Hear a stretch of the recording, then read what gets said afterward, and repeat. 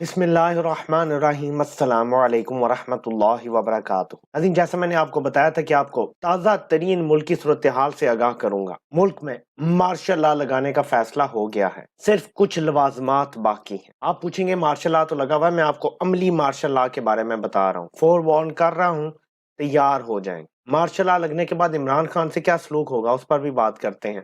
صرف چند دن باقی ہیں، آئی ایم ایف سے جو ہمارا پروگرام چل رہا ہے وہ سٹال ہوا ہے۔ اگر موجودہ امپورٹڈ حکومت اپنا ایکٹ ٹوگیدر نہیں کرتی اور جو کچھ لکھ کے اگری کر چکے ہیں آئی ایم ایف سے وہ سب پہ ڈیلیور نہیں کر سکتی، جس میں بجلی کی قیمتیں بڑھانا ہے، گیس کی قیمتیں بڑھانا ہے، 700 ارب روپے کا اضافی ٹیکس لگانا ہے، اور سب سے بڑھ کے کہ ڈالر کو مارکیٹ ریٹ پہ چھوڑنا ہے۔ آج اگر ایک ڈالر 226 کا ہے تو یہ بلیک مارکیٹ میں 260 اور اوپن مارکیٹ میں شاید 235-40 کا آفیشل ریٹ، مل تو شاید 260-70 کا بھی نہیں رہا۔ اس میں بیلنس لانا پڑے گا، جہاں روکا ہوا اسحاق ڈار نے نمبر روز لکھ دیتا ہے state bank, I M F اس کو ایکسیپٹ نہیں کر رہا۔ چند دن باقی ہیں، فیصلہ ہونے والا ہے۔ انٹرویوز کس کے ہو رہے ہیں؟ حفیظ شیخ کے، رضا باقر، شبر زیدی کو بھی شاید پوچھا گیا ہوگا، کچھ اور لوگ بھی ہیں معاشی ماہرین جن کو اکٹھا کر کے ایک سو کالڈ ٹیکنوکریٹ حکومت بنانے کی تیاریاں ہو رہی ہیں۔ ایک ایسی ٹیکنوکریٹ حکومت جو کسی اسمبلی کو جواب دہ نہیں ہوگی، کسی عدالت کو جواب دہ نہیں ہوگی، عوام کو جواب دہ نہیں ہوگی، میڈیا کو جواب دہ نہیں ہوگی، وہ حکومت بنانے لگے ہیں اور اس کے پیچھے کھڑے ہوں گے آپ کے یہ ادارے۔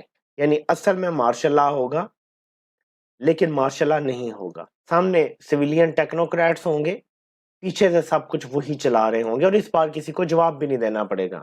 رات کو گورنر کو پریشرائز کر کے اسمبلی بھی نہیں توڑوانی پڑے گی، کسی کو بلیک میل نہیں کرنا پڑے گا، چیف سیکرٹری کو رات کو 3 گھنٹے کے لیے اب سے بجا میں رکھ کے سائن نہیں کروانے پڑیں گے، کسی آئین کسی قانون کی کوئی قدغن باقی نہیں رہے گی۔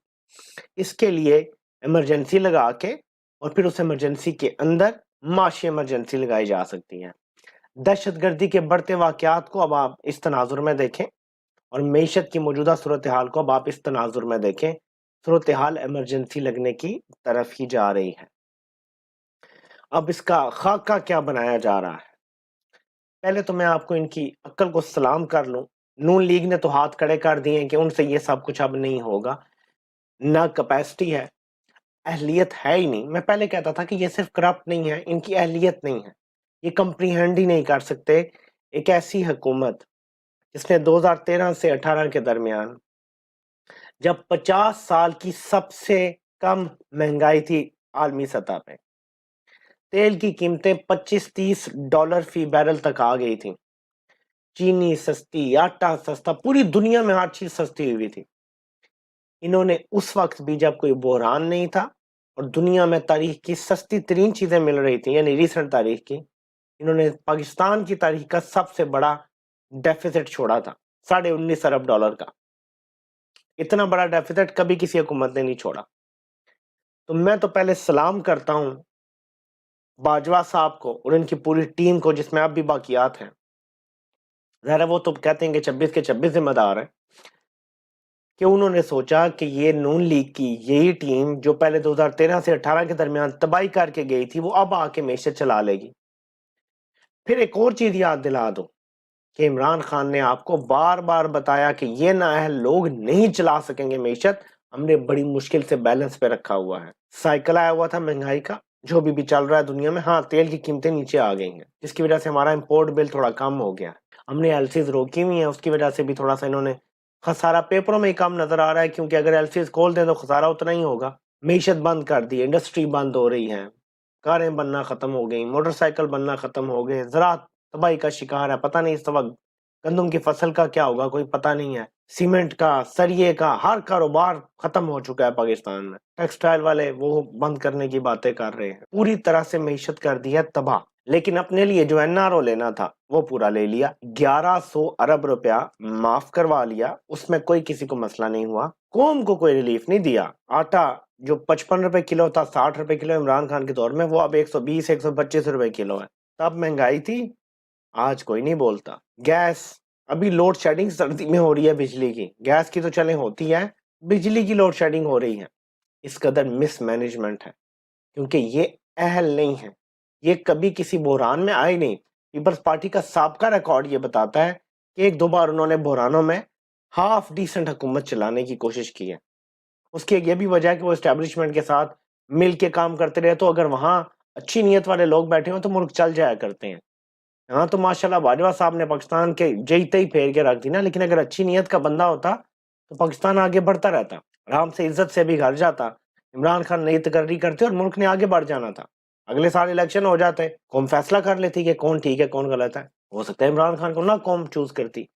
تو اب جو انہوں نے پلان بنانا شروع کیا ہے کہ اگر تو آئی ایم ایف کا پروگرام ریوائیو نہیں ہوتا, اگر ہمیں آئی ایم ایف کی قسط جلد سے جلد نہیں ملتی, تو اگلے کچھ دن کہہ لیں یا اگلے کپل آف ویکس کہہ لیں, اس میں کیونکہ بہت کچھ سامنے آ جائے گا, care taker long term set up emergency لگا کے عدلیہ کو ساتھ ملا کے, جس میں فیصلے لیے جائیں گے جسٹس بندیال صاحب سے, بالکل اسی طرح جیسے 9 اپریل کی رات کو بندیال صاحب کا استعمال کیا گیا تھا. سو اسلام آباد ہائی کورٹ سے فیصلے لیے جائیں, سپریم کورٹ سے لیے جائیں, آئین کی تشریح تو ویسے وہی کرتے ہیں, اور چیلنج بھی اینڈ میں ہو سکتا ہے سپریم کورٹ میں ہی, اور آخری فیصلہ بہرحال وہیں سے ہوگا. اور ظاہر ہے کہ وہ تو ان کے ساتھ سیم پیج میں.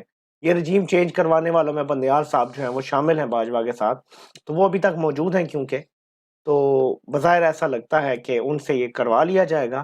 اور یہ 2 سال کی ٹیکنوکریٹ گورنمنٹ بنانے کا ایک آئیڈیا ہے. یہ 2 سال کی گورنمنٹ انیشلی بنائی جائے گی, اور اس کے بعد آپ ذرا ٹائمنگ پہ آپ نے غور کرنا ہے. فار ایگزامپل جنوری فروری یا مارچ میں, فار ایگزامپل مارچ میں ٹیکنوکریٹ گورنمنٹ بنائی جاتی ہے 2 سال کے لیے, مارچ 2024 مارچ 2025 تک.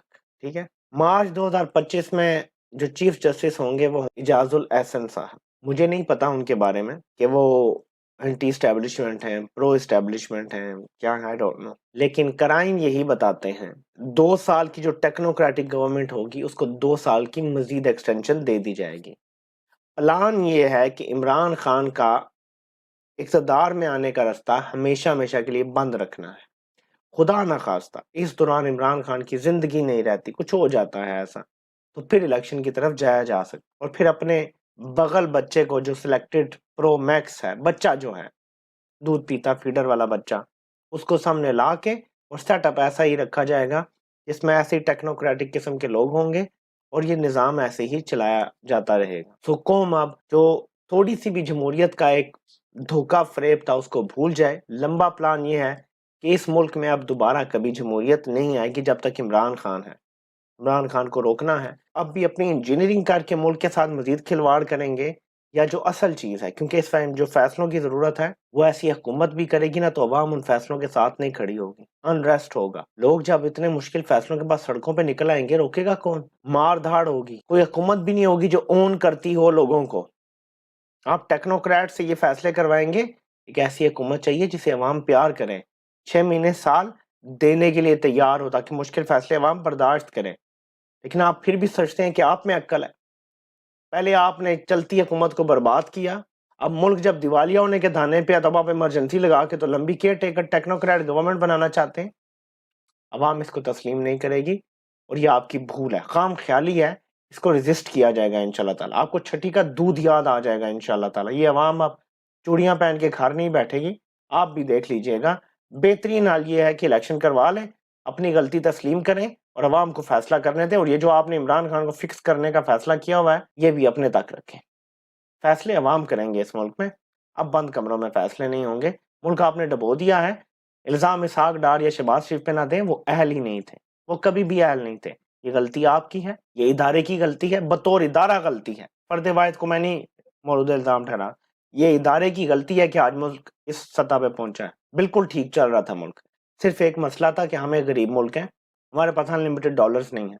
اچانک دنیا میں مہنگائی کا طوفان آ گیا, تیل کی قیمتیں کچھ ٹائم کے لیے تو $130 پر بیرل تک پہنچ گئی تھی. عمران خان کے دور تھا جب مشکل ٹائم آ گیا تھا, تب آپ کو ساتھ دینا چاہیے تھا تب کی سٹنگ گورنمنٹ کا, کہ یار مشکل وقت آ گیا, ملک پہ مشکل وقت آ گیا تھا, زر مبادلہ کے ذخائر خرچ ہو رہے تھے, لیکن تب آپ نے شرارت کی, حکومت گرائی, اور ملک سے غداری کی. اب ایک اور اپنا دماغ استعمال کر کے ملک کے ساتھ کھلواڑ مت کریں، عوام کو فیصلہ کرنے دیں، عوام کا فیصلہ ہی ملک کو بچا سکتا ہے، آپ کے بند کمروں کے فیصلے نہیں۔ آپ سے انشاءاللہ پھر ملاقات ہوتی ہے۔ اللہ پاک آپ سب کا حامی و ناصر ہوں۔ آپ سب کو سننے کا بہت بہت شکریہ۔